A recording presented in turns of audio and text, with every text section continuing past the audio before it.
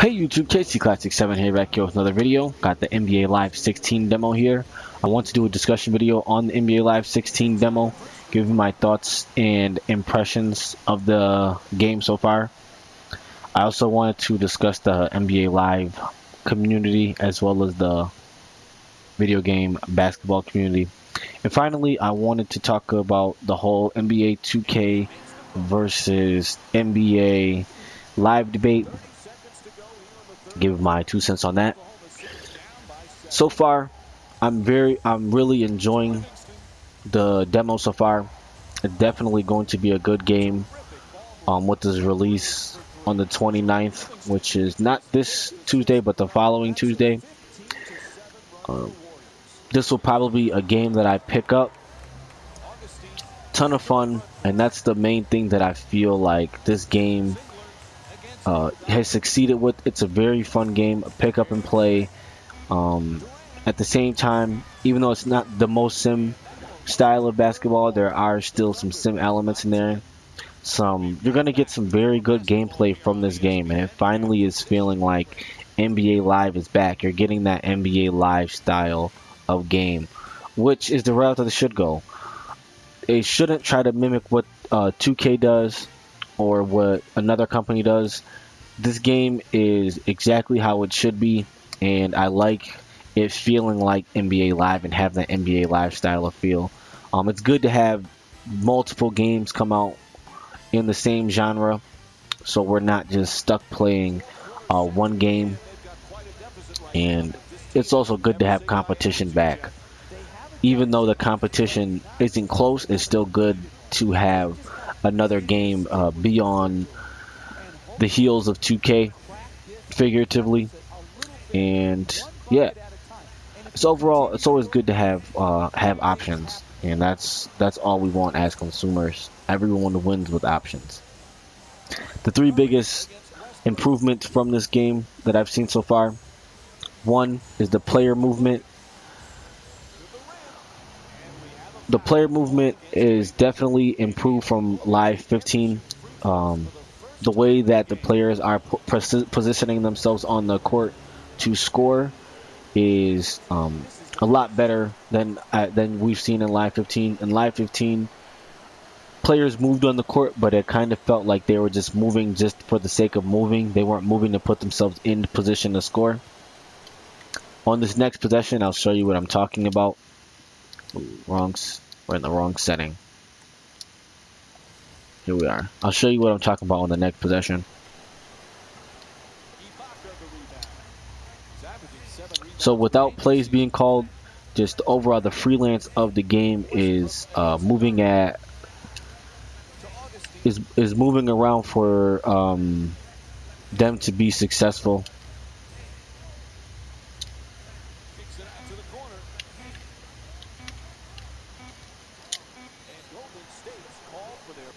So I got a foul was called there. But like I said, just overall look at the movement on offense when the play is not called. These guys are putting themselves in position to score the basketball.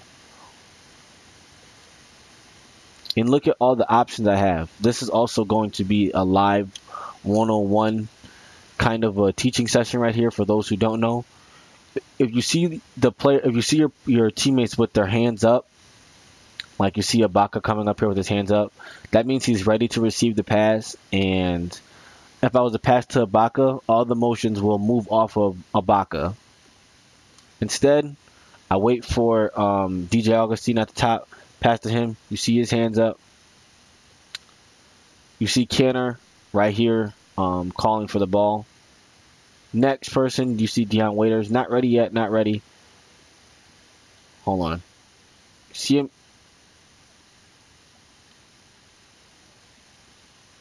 Let's see. Dion Waiters now. You see him here.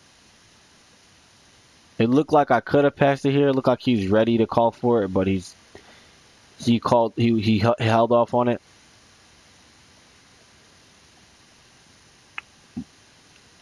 But on the other side, you see Ibaka now. Definitely ready for it. And like I said, just overall, look at the players' hands. Their hands will come up when they are ready for the ball. Like, this is what I'm talking about when I'm talking about um, learning the game, the mechanisms, the going in and seeing how this game is different from 2K. And that's one of the things that you have to learn. You have to go in and learn what is different from this game from 2K, what things are the same, because they both are basketball games, but it's little things like that you have to learn. But like I said, the player movement has improved. Just that was kind of a bad example, but I just wanted to show you what I was talking about. Another thing that's improved is the defense off ball and the off ball interactions in general. Last year with Live 15, if you try to deny the ball from the CPU offense, it just didn't know how to react to it. So your computer opponent would just dribble the ball down to the end of the shot clock, jack up a bad shot. That is something that is improved from this year. Even though you will see situations where the computer is still going to dribble the ball down and jack up bad shots, it's not because you're denying the ball. It's just because it's just a bad mechanism in the game. Hopefully that's something that can be cleaned up before the release, or definitely for next year, so you're not seeing too many terrible shots being put up because of bad movement on offense, or the game just wigging out and acting weird. Doesn't, like I said, doesn't happen too often, but it does happen still that I have to mention it. And the final thing is the game mechanics, more specifically the shooting. The shooting system, they definitely have a very good shooting system this year. Everything is based on percentage of the player shooting the ball. So, for example, Russell Westbrook is an 83% free throw shooter. His ideal shot is going to be 83% success rate. So in 2K, it would be your quote-unquote green release would be 100% that you're going to make the shot. They switched it now to where if you have a quote-unquote green release, it's an 83% chance that he's going to make it. So even though you have the shot perfect, quote-unquote, you can still miss the shot. And I feel like that was something that was definitely appreciated, and I love that they added into this game. Also, their shooting system in terms of defense has been improved as well. What they implemented last year was you had 3 different types of shots that you're taking. Open, slightly covered, and cover shots. Open, you were green last year. This year, there's no cone for green, because now there's vision cones. I'll show you what I'm talking about when I'm talking about the vision cones. So you see red cone. This means you are guarded tight. I'm going to back up. You see this yellow cone right there. This means that you are slightly guarded. You're still guarded, but you're not guarded as tight as you are with yellow cone. And another thing that they've added this year is if you fade. Now you see how it's in that in between, like it's not yellow, it's kind of like in an orange. This is something that was not in the game last year, and the closer you get, the more intense that gets. That's something that's been added. So overall, the game mechanics and the things added in last year have been improved upon, and I like that. I like that they are sticking to things. They're sticking to things that worked or that they liked, and they're improving upon them. The shooting system was just last year green, yellow, red. Now you're seeing these in between green and yellow, and in between yellow and red. I like that because they're expanding upon an idea that was implemented the year before, and they're sticking with it. That's something that EA Sports does not do all the time. Sometimes they scrap some of their ideas for whatever reasons and implement them years later and try to tell us that they're new features when they have been features that were previously in the game. So let's get on to the next topic, the NBA Live community and overall the video game basketball community. There's a lot of fanboyism going on in each community, both the live community and the 2K community. You see it more from the live community, and it's very depressing because with that being said, there's not really a main guy, a go-to guy when we're talking about NBA Live.